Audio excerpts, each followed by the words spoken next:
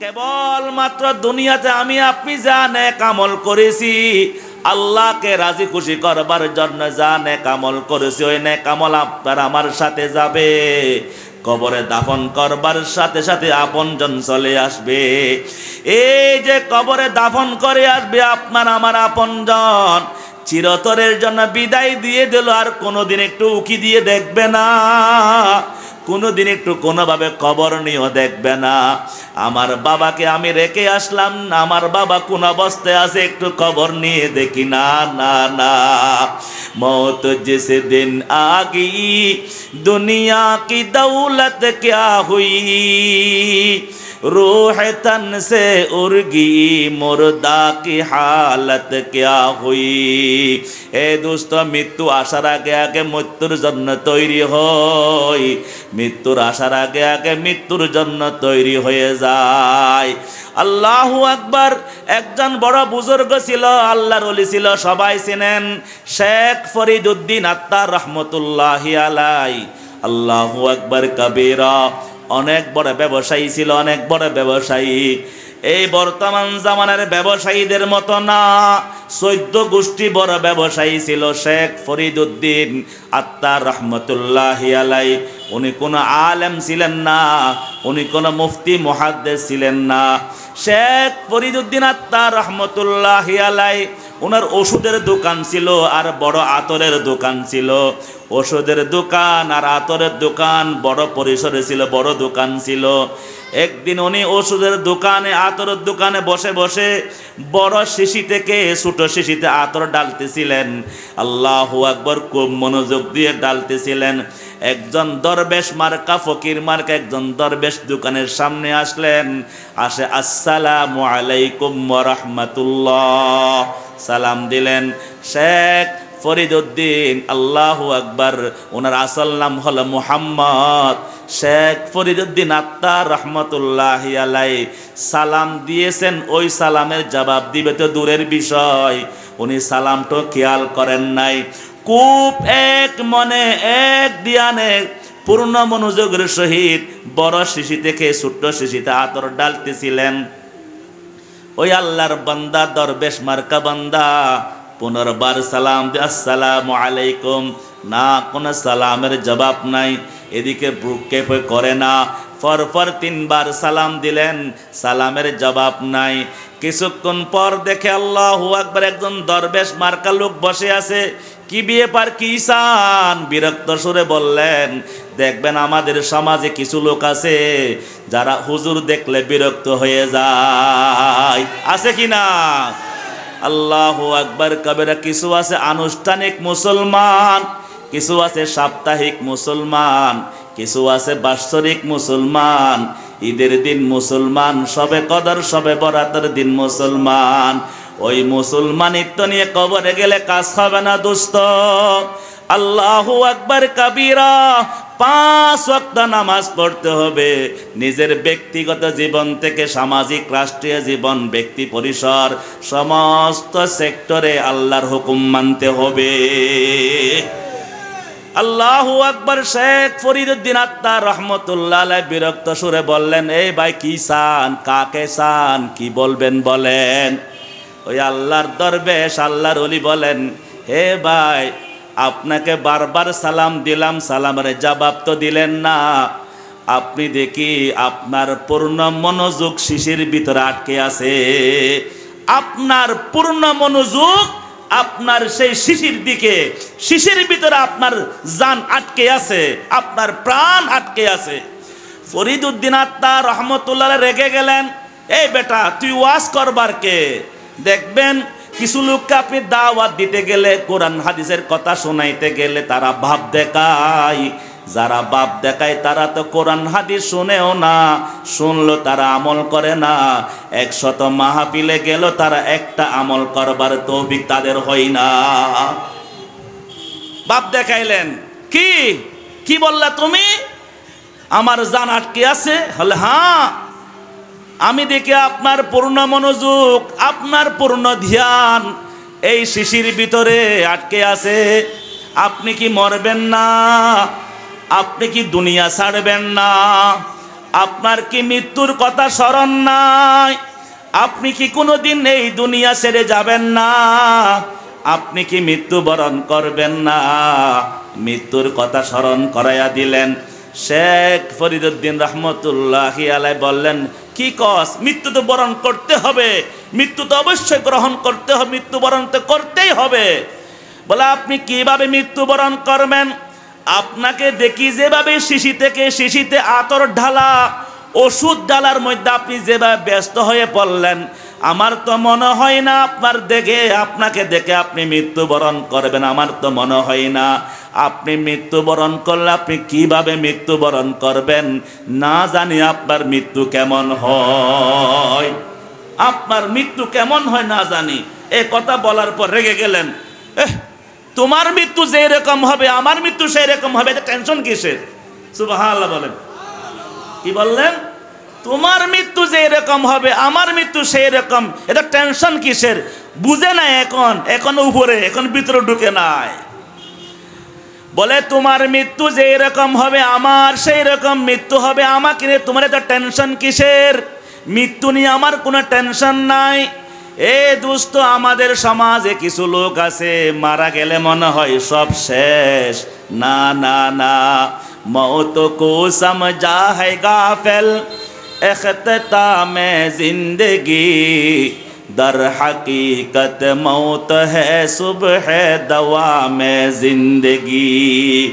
আমাদের সমাজে কিছু মানুষ আছে, যাও নো চিন্তা ডু ফুর্তি, খাও দাও মস্তি উড়াও, এগুলো আল্লাহ বিল্লাহ করার প্রয়োজন নাই। দেখা যাবে মৃত্যু আসে, দেখা যাবে। নাউজুবিল্লাহ বলেন। মৃত্যু নিয়ে তাদের কোনো ভয় নাই, কোনো ফিকির নাই, কোনো টেনশন নাই।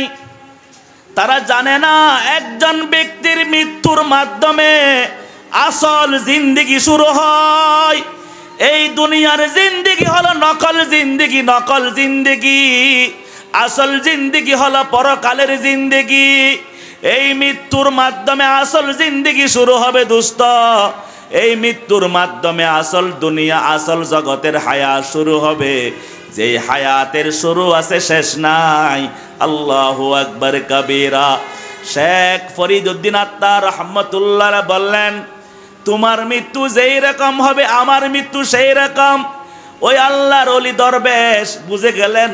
শেখ ফরিদউদ্দিন আত্তার রহমতুল্লাহি আলাইহি এ আতর বিক্রেতা মৃত্যু থেকে গাফেল আছে। আরে আকেল নহু গাফেল, তুঝে ইস দুনিয়া সে জানা है। अरे आकल নহু गाफिल, तुझे इस दुनिया से जाना है कि एक दिन अपना मुँह खुदा को भी दिखाना है। अरे दोस्त, मारा गेलेन सब शेष হয়ে তা মনে করবেন না। আল্লাহর হাবিব বলেন, মা তাজালু কদমা আবদিন ইয়াউমাল কিয়ামা হাত্তা ইউসআলু আন আরবাইন, আন উমরিহি ফিমা আফনা ওয়া আন শাবাবিহি ফিমা আবলা ওয়া আন মালিহি মিন আইনা ইকতাসাবাহু ওয়া ফিমা আনফাকাহু ওয়া আন ইলমিহি মাযা আমিলা ফি। আল্লাহর হাবিব বিশ্বনবী বলেন, কিয়ামতের দিন সমস্ত নরনারীকে আল্লাহ পাকের আদালতে হাজির করানো হবে। আল্লাহ পাক ওই দিন 4টি প্রশ্ন করবেন। কোন হাদিসের মধ্যে 5টি প্রশ্নের কথা আছে। 4টি প্রশ্নের মধ্যে 5টি আছে, 5টির মধ্যে 4টি আছে। 4টি প্রশ্ন করা হবে। 1 নম্বর প্রশ্ন করা হবে, আমাকে করা হবে, আপনাকে করা হবে, সমস্ত নরনারীকে করা হবে। আল্লাহ পাক জিজ্ঞাসা করবেন, এ বান্দা, আমি তোমাকে হায়াত দিয়েছিলাম, দুনিয়াতে পাঠিয়েছিলাম, ওই দুনিয়ার জিন্দেগি তুমি কোন কাজে ব্যয় করলা? তুমি কি দুনিয়ার জিন্দেগি তুমি তোমার মন মতো ব্যয় করলা, নাকি আমি আল্লাহর হুকুম মতো ব্যয় করলা? এ দোস্ত, আমাদের একজন মালিক আছে, তুমি দড়ি ছেঁড়া গরু মনে করিও না তোমাকে। তোমার একজন মালিক আছে, আমার একজন মালিক আছে, আমার একজন মুনিব আছে। ওই মুনিবের কথা মানতে হবে, মুনিবের হুকুম মতো জীবন কাটাতে হবে। আল্লাহ পাক জিজ্ঞেস করবেন তুমি তোমার হায়াতটুকু কোন কাজে ব্যয় করলা? আল্লাহ পাকের মর্জি মতো ব্যয় করলা নাকি আল্লাহ পাকের নারাজির জায়গায় ব্যয় করলা? 2 নম্বর প্রশ্ন করা হবে ও আনসাবা বিহি ফিমা আবলা। তোমার হায়াতের মধ্যে একটা গুরুত্বপূর্ণ সময় ছিল যৌবনকাল। লাঠি হাতে নেওয়ার আগে যৌবনকাল, যখন আপনি আমি চোখে দেখি কানে শুনি স্বয়ং সম্পূর্ণভাবে আমরা দৌড়াদৌড়ি করতে পারি, নিজের কাজ করতে পারি। আল্লাহ পাক জিজ্ঞেস করবেন আমি তোমাকে যৌবনকাল দিয়েছিলাম, যৌবনকাল তুমি কোন কাজে ব্যয় করলা? 3 নম্বর প্রশ্ন করবেন আমি তোমাকে সম্পদ দিয়েছিলাম, তোমার কাছে যে সম্পদ ছিল ওই সম্পদ কি তুমি বৈধ পন্থায় উপার্জন করেছো কিনা নাকি অবৈধ পন্থায়? বৈধ পন্থায় উপার্জন করেছো নাকি অবৈধ পন্থায়? আর বৈধ পন্থায় করেছো নাকি অবৈধ পন্থায় করেছো? আমার সম্পদ আমি যা মনে চাই তা খরচ করব তা নয়। এই সম্পদের মালিক জুড়ে বলেন কে? এই সম্পদ আমি আপনি মায়ের পেট থেকে আসবার সময় আনি নাই। এই সম্পদের মালিক আল্লাহ। আল্লাহ পাক কাউকে 5,000 টাকার মালিক বানাইলেন, কাউকে আল্লাহ 5 লক্ষ টাকার মালিক বানাইলেন, কাউকে আল্লাহ 5 কোটি টাকার মালিক বানাইলেন। আল্লাহ পাক কাউকে 10 তলা বিল্ডিংয়ের মালিক বানাইলেন। আল্লাহ পাক কাউকে গাছতলায় থাকবার তৌফিক দিলেন। আল্লাহ পাক কাউকে রিক্সাওয়ালা বানান, আল্লাহ পাক কাউকে মার্সিডিজ গাড়িওয়ালা বানান, আল্লাহ পাক কাউকে ঝুপড়ির মধ্যে রাখেন, আল্লাহ পাক কাউকে এসি রুমের মধ্যে রাখেন। রাখনেওয়ালাকে জোরে বলেন আল্লাহু আকবার। আল্লাহ বলবেন বান্দা তোমার কাছে যে সম্পদ ছিল ওই সম্পদ কি তুমি বৈধ পন্থায় কামাইছো নাকি অবৈধ পন্থায়?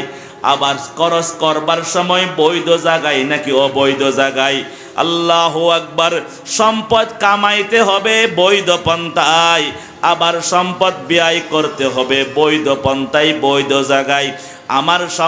আমার সম্পদ করার কোনো সুযোগ নাই। এই সম্পদ আল্লাহর পক্ষ থেকে আমানত। হায়াত আল্লাহর পক্ষ থেকে আমানত, যৌবনকাল আল্লাহর পক্ষ থেকে আমানত, ধন সম্পদ আল্লাহর পক্ষ থেকে আমানত। 4 নম্বর প্রশ্ন করবেন ওয়া আন ইলমিহি মাযা আমিলা ফি। আমি কোরআন পাঠিয়েছিলাম, হাদিস পাঠিয়েছিলাম, নবী পাঠিয়েছিলাম, উলামাদেরকে পাঠিয়েছিলাম। জুমার দিন তোমাদেরকে নসিহত করেছিল, বিভিন্ন মাহফিলে ওয়াজের মাধ্যমে লেখনের মাধ্যমে ওয়াজ করে তোমাদেরকে সতর্ক করেছিল। ওই সতর্ক বাণী শুনবার পরও কেন আমল করলা না? যা শুনছিলা তা আমল করেছিলা কিনা? 4টি প্রশ্ন করবেন। আল্লাহু আকবার। দোস্ত, দুনিয়ার হায়াত আসল হায়াত নয়, আসল হায়াত হলো মৃত্যুর পরে শুরু হবে।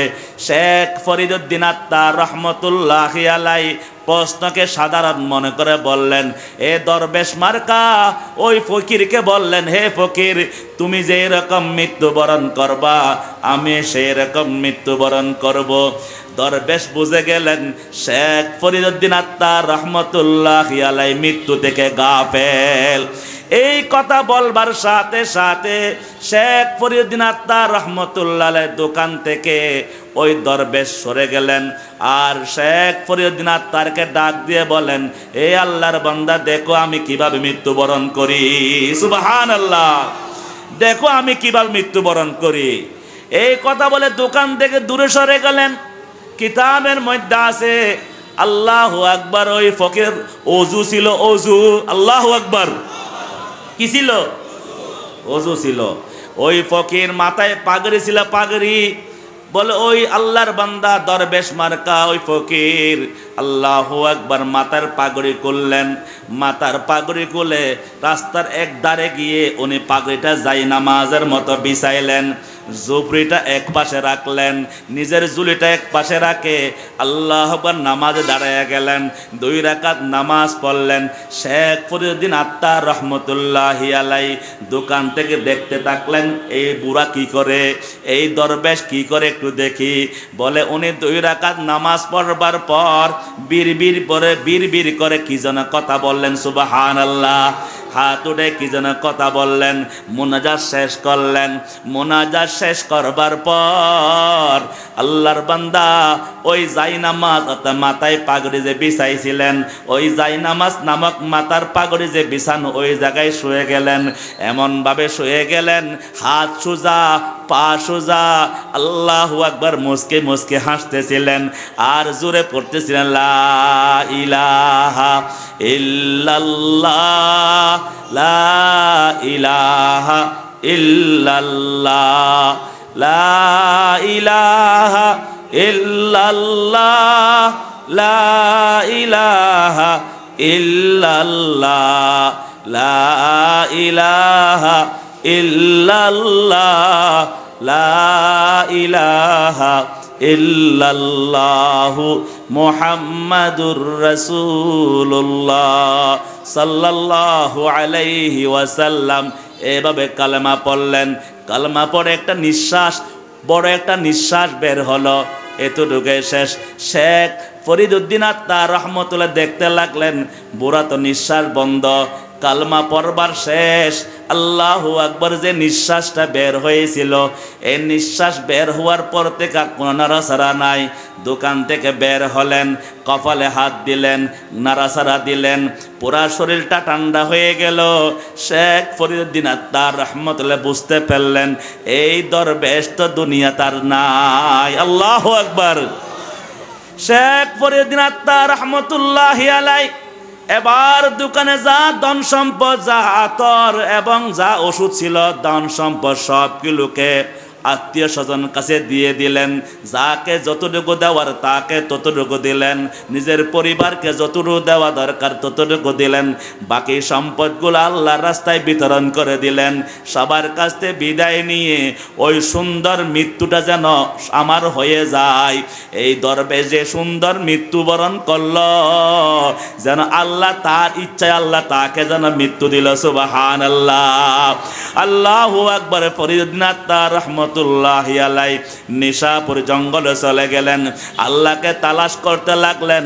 এমনভাবে আল্লাহকে তালাশ করলেন, উনি এখন আর আতর ব্যবসায়ী নাই, উনি এখন আর ওষুধ ব্যবসায়ী নাই, উনি হলেন পুরা দুনিয়ার ওই সময়কার আল্লাহওয়ালা কুতুব আবদালদের চেয়ারম্যান হয়ে গেলেন। সুবহানাল্লাহ, আল্লাহু আকবার। মौत जिस दिन आगी दुनिया की दौलत क्या हुई, मौत जिस दिन आगी दुनिया की दौलत क्या हुई, रूह तन से उड़ गई मुर्दा की हालत क्या हुई।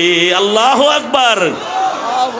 এ দুষ্ট, যার মৃত্যু সুন্দর তার আখিরাত সুন্দর, যার দুনিয়া জিন্দেগি সুন্দর তার মৃত্যু সুন্দর, যার মৃত্যু সুন্দর তার আখিরাত সুন্দর।